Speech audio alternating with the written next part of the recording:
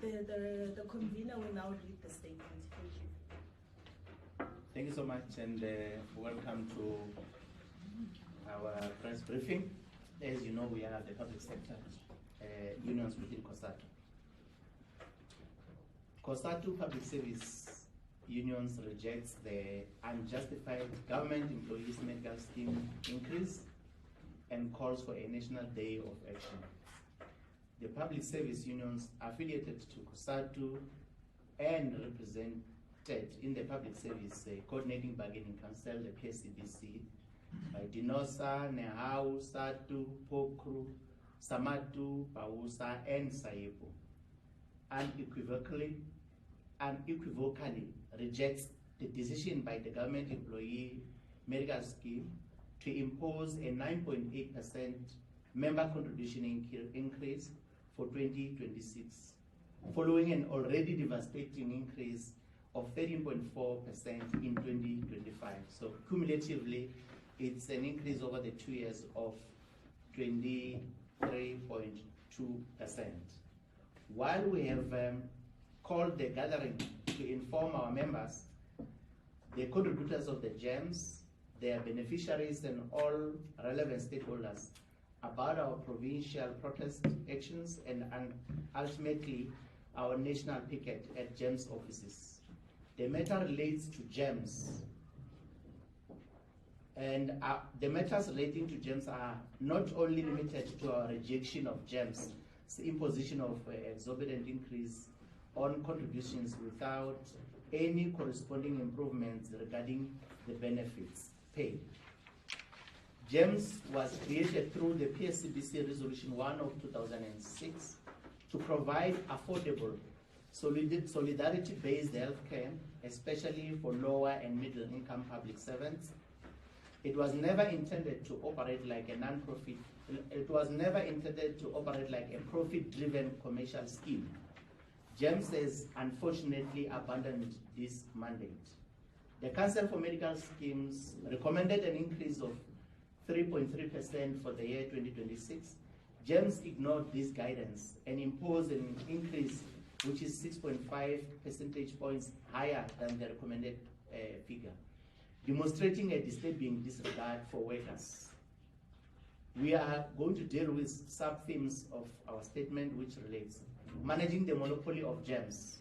We'll be activating a process to open for freedom of choice for public servants who wish to belong to other medical aid schemes to do so with full subsidy.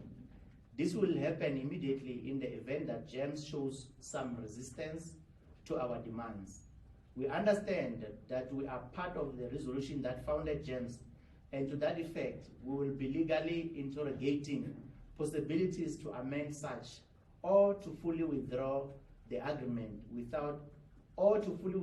from the agreement without inviting any negative implications to our members. GEMS was formed not to conform to the prevailing conduct of other medical aid schemes, but was endorsed as a special vehicle to disrupt the existing environment and cater for an affordable option as opposed to profit-driven initiatives. The thinking was to collate a collective buying power of public servants to ensure better negotiations with the service providers.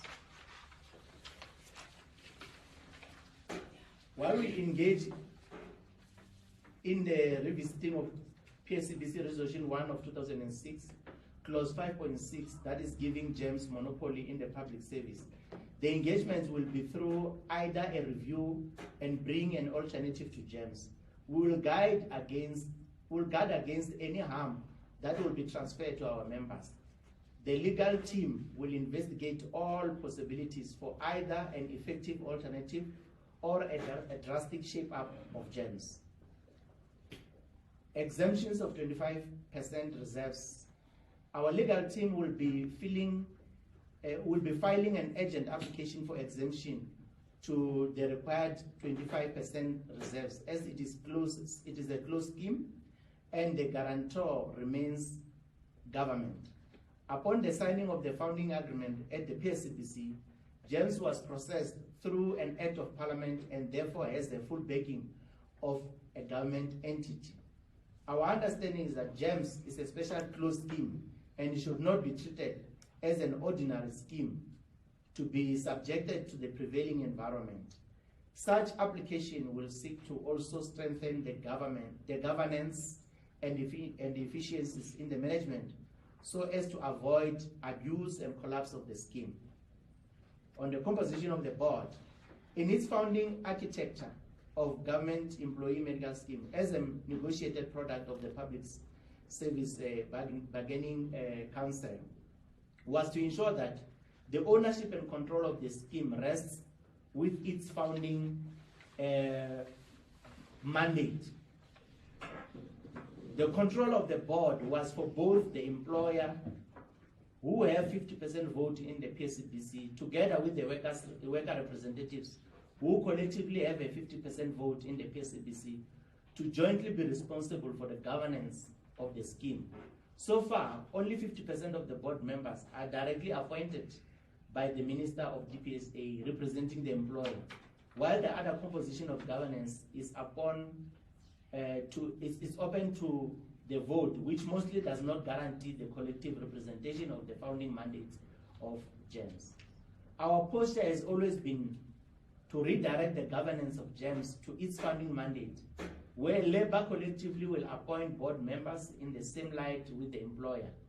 GEMS is a product of collective bargaining between the two active parties at the PSCBC, being the employer and public service workers.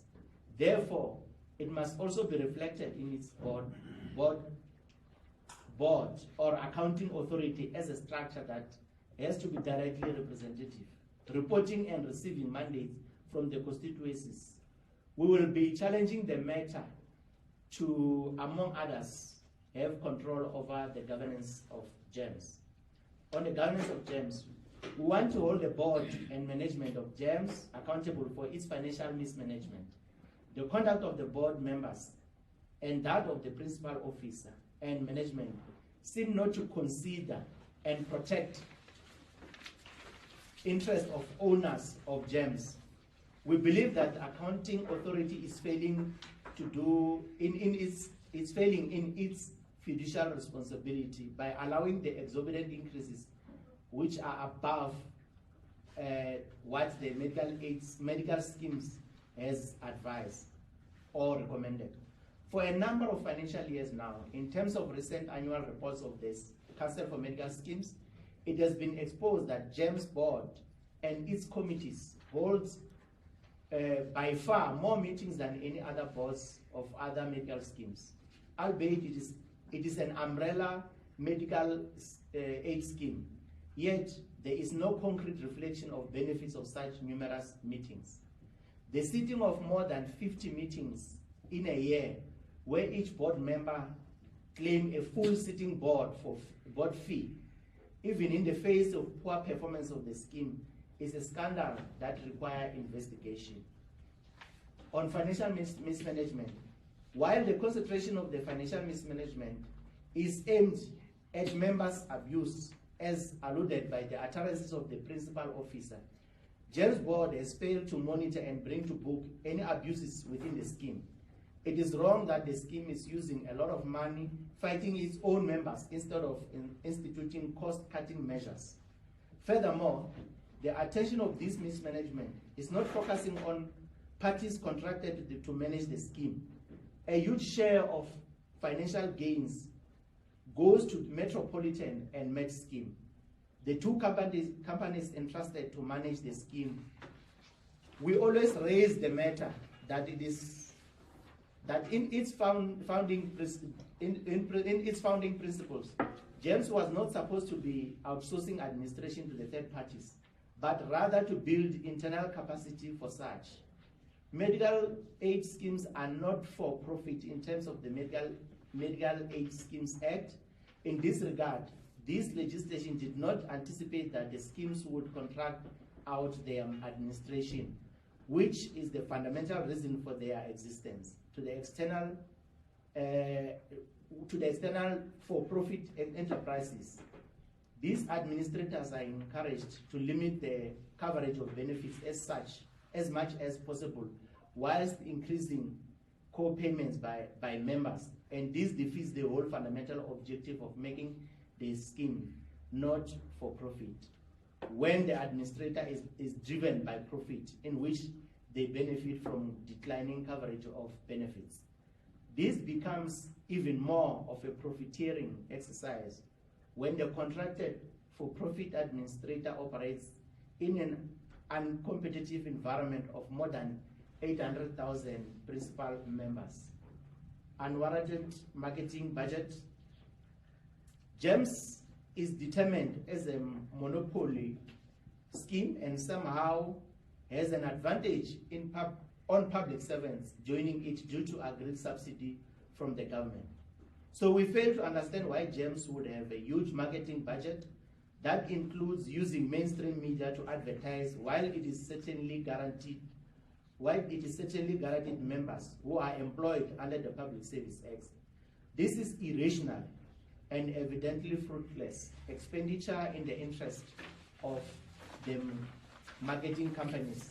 And these too must be investigated in terms of the cost and benefit analysis. Workers are now being forced to pay for governance failures they did not create. On Tanzanite beneficiaries, which is a class of the scheme, within the scheme, we have now noted with concerns the decision by GEMS directing Tanzanite beneficiaries not to use private hospitals, but to go to public hospitals only. The question then becomes why these beneficiaries must pay for medical aid if they must utilize public hospitals.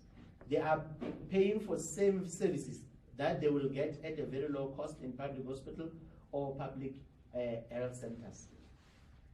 And our central demands are as follows: immediate withdrawal of 9.8% increases, a full forensic audit into governance, finances, and procurement, review of outsourcing contracts and administrative costs, alignment of executive remuneration with public service norms, implementation of labor's anti-fraud proposal, redesign of benefits to protect lower income members, genuine engagement with the PSCBC or at the PSCBC with ourselves, accountability, including the removal of implicated executive. And then on the legal structures, legal and structural interventions, we have endorsed a 3-month program.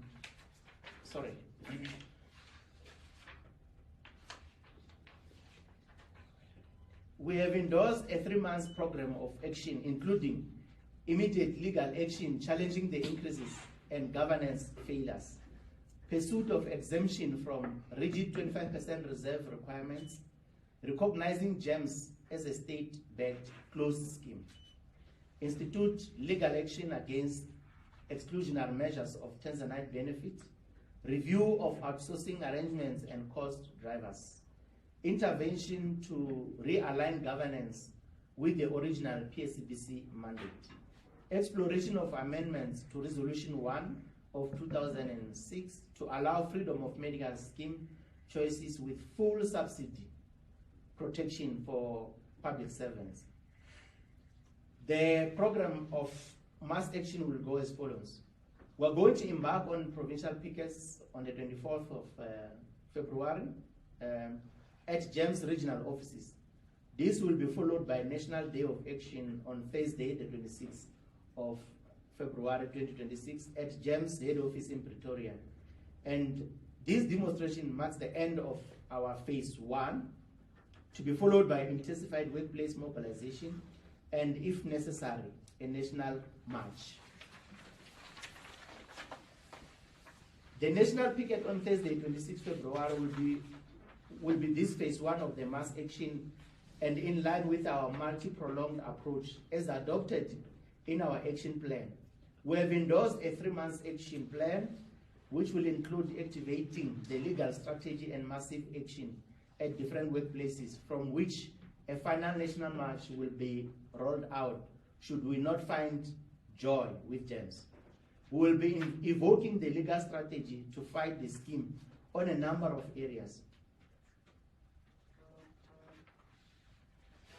From January 26, 2026, members are paying 9.8% more, and which constitutes this